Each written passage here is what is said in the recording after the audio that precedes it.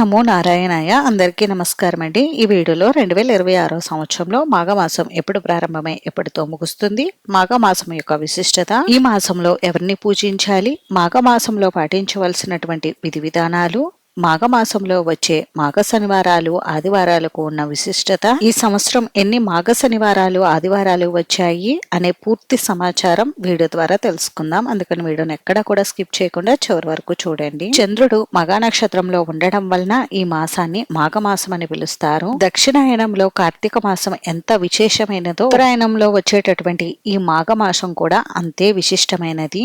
ఉత్తరాయణ పుణ్యకాలంలో ప్రారంభమవుతుంది కాబట్టి ఈ మాసం ఎంతో పుణ్యప్రదమైన మాసంగా చెప్పబడుతుంది. మనం కార్తీక మాసంలో ఆచరించే కార్తీక స్నానానికి ఎంత ప్రత్యేకత అయితే ఉంటుందో మాఘమాసంలో ఆచరించే మాఘ స్నానానికి కూడా అంతే విశేషత ఉంది. మాఘమాసంలో ఆచరించేటటువంటి మాఘ స్నానం అత్యంత పుణ్యప్రదమైనదిగా ఆరోగ్యపరమైనదని పురాణాలు చెప్తున్నాయి. మాఘ స్నానానికి అధిపతి సూర్య భగవానుడు.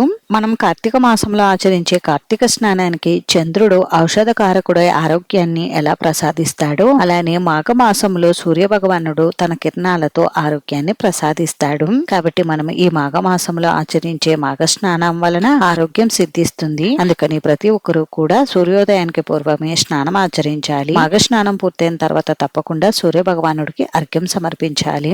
మాఘ స్నాన ఆచరణ వలన పుష్కరిణిలో స్నానం చేసిన ఫలితం దక్కుతుంది. ఈ మాసంలో పుణ్య నదీ స్నానం కాని సముద్ర స్నానం కాని ఆచరించడం వలన ఆరోగ్యం సిద్ధిస్తుంది. మాఘ స్నానం ఆచరించేటప్పుడు శ్రీమన్నారాయణుడిని తలుచుకోవడం వలన దేవతల చేత పూజింపబడతారని అంటారు. చుక్కలు ఉండగా మాఘ స్నానం ఆచరించడం వలన అనంత పుణ్య ఫలితాలు కలుగుతాయని, చుక్కలు కనిపించకుండా స్నానం ఆచరించడం వలన మధ్యమ ఫలితాలు కలుగుతాయని, సూర్యోదయం అయిన తర్వాత స్నానం ఆచరించడం వలన అధమ ఫలితాలు కలుగుతాయని అంటారు. ఇంత మహాపుణ్యప్రదమైనటువంటి ఈ మాఘమాసంలో మాఘ స్నానాలే కాకుండా ఏ చిన్న పూజ చేసినా, వ్రతం చేసినా, యజ్ఞ యాగాది క్రతువులు ఆచరించిన, జపతపాలు, మాఘ పురాణ పఠనం వంటి కార్యక్రమాలు ఆచరించడం వలన అనంత పుణ్య ఫలితం కలుగుతుందని అంటారు. మాఘమాసంలో మాఘ పురాణ పఠనం చేయడం వలన సమస్త పాపాలు తొలగి పుణ్యం లభిస్తుంది. ఇంకా ఈ మాఘమాసంలో రావి చెట్టు అంటే అశ్వత్థ వృక్షాన్ని పూజించడం వలన కూడా మంచి ఫలితాలు కలుగుతాయి. మాఘమాసం విష్ణుమూర్తికి అత్యంత ప్రీతికరమైన మాసం.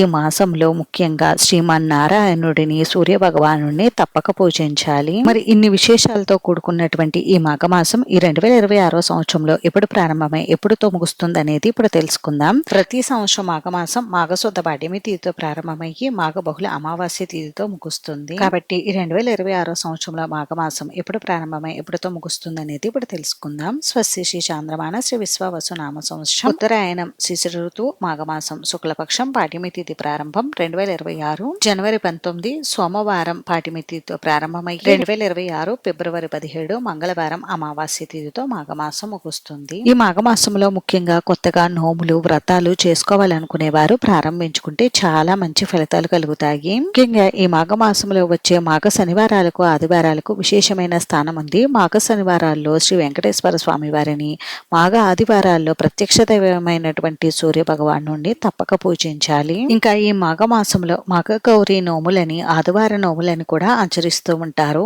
మాఘశుద్ధ చతుర్దశి రోజు పగలంతా ఉపవాసం ఉండి గణపతిని పూజించి తదుపరి శివారాధన చేస్తే మంచి ఫలితాలు కలుగుతాయి. మాఘ శుక్ల పంచమిని శ్రీ పంచమి, వసంత పంచమి, మదన పంచమి అని పిలుస్తారు. ఈ రోజు చదువులు తల్లి అయినటువంటి సరస్వతీదేవి ఆవిర్భవించిన రోజుగా చెప్తారు. అందుకే ఈ రోజు సరస్వతీదేవి అమ్మవారిని పూజిస్తారు. చదువుకునేటటువంటి విద్యార్థులు అమ్మవారిని పూజించడం వలన వారికి జ్ఞానం, బుద్ధి, విద్యాభివృద్ధులు కలుగుతాయి. అందుకని ఈ రోజున పిల్లల చేత అమ్మవారికి పూజ నిర్వహించాలి. అందుకే ఈ రోజు పిల్లల చేత అక్షరాభ్యాసం లాంటి కార్యక్రమాలు నిర్వహిస్తారు. ఇంకా ఈ మాఘమాసంలో వచ్చే మాఘ శుక్ల సప్తమి తిథిని రథ సప్తమి అని పిలుస్తారు. ఈ రోజు బ్రహ్మ ముహూర్తంలో నక్షత్రాలు రథం ఆకారాన్ని కలిగి ఉంటాయని అంటారు. ఈ రోజు నుండి సూర్య భగవానుడు భూమికి దగ్గరగా రావడం వలన మనకి వేసవి కాలం కూడా ప్రారంభమవుతుంది. సమస్త ప్రాణులకు ఆరోగ్యాన్ని ప్రసాదించే ఆరోగ్య ప్రదాత అయినటువంటి సూర్య భగవాను ఈ రోజు తప్పక పూజించాలి. ఎవరైతే ఈ రోజు సూర్య భగవాను అత్యంత భక్తి శ్రద్ధలతో పూజిస్తారో వారికి రాజయోగం,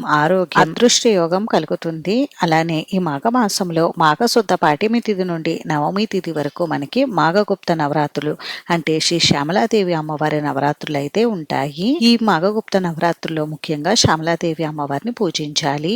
ఈ 2026 సంవత్సరంలో మాఘమాసంలో మనకి 4 మాఘ శనివారాలు, 4 మాఘ ఆదివారాలు అయితే వచ్చాయండి. మాఘ శనివారాలు ఎప్పుడెప్పుడు వచ్చాయనేది ఇప్పుడు తెలుసుకుందాం. మొదటి మాఘ శనివారం జనవరి 24వ తేదీన వచ్చిందండి. రెండవ మాఘ శనివారం జనవరి 31వ తేదీన వచ్చింది. మూడవ మాఘ శనివారం ఫిబ్రవరి 7న వచ్చింది. నాలుగవ మాఘ శనివారం ఫిబ్రవరి 14వ తేదీన వచ్చింది. మొదటి మాఘ ఆదివారం జనవరి 25వ తేదీన, రెండవ మాఘ ఆదివారం ఫిబ్రవరి 1వ తేదీన, మూడవ మాఘ ఆదివారం ఫిబ్రవరి 8, నాలుగవ మాఘ ఆదివారం ఫిబ్రవరి 15వ తేదీన వచ్చాయి. ఈ సంవత్సరం మనకి మొదటి మాఘ ఆదివారమే రథసప్తమి పండుగ అయితే వచ్చిందండి. సూర్య భగవానుడికి ఎంతో ప్రీతికరమైన రోజు ఆదివారం కాబట్టి ఈ సంవత్సరం మనకి ఆదివారంతో కూడుకుని రథసప్తమి పండుగ అయితే వచ్చింది. ఒకవేళ రథసప్తమి ఈ రోజు చేసుకోవడం కుదరలేని వారు ఈ మాఘమాసంలో వచ్చే ఏ ఆదివారం రోజైనా సూర్య భగవానుడికి రథసప్తమి పూజను నిర్వహించుకోవచ్చు. మాఘ శనివారాలు, మాఘ ఆదివారాలు కుదిరిన వారు 4 వారాలు కూడా స్వామి వారికి పూజ చేసుకోండి. కుదరలేని వారు ఎన్ని వారాలు కుదిరితే అన్ని వారాలు పూజ చేసుకోండి. ఇప్పుడు ఈ మాఘమాసంలో వచ్చేటటువంటి ముఖ్యమైన పర్వదినాల గురించి తెలుసుకుందాం. 2026 జనవరి 19 సోమవారం ఈ రోజు నుండి మాఘమాసం ప్రారంభమవుతుంది. మాఘ స్నానారంభం కూడా ఈ రోజు నుండే ప్రారంభమవుతుంది. అలాగే ఈ రోజు నుండి మాఘగుప్త నవరాత్రులు ప్రారంభమవుతాయి. జనవరి 23 శుక్రవారం వసంత పంచమి, జనవరి 25 ఆదివారం రథ సప్తమి, జనవరి 26 సోమవారం భీష్మాష్టమి, జనవరి 27 మంగళవారం మధ్వనవమి.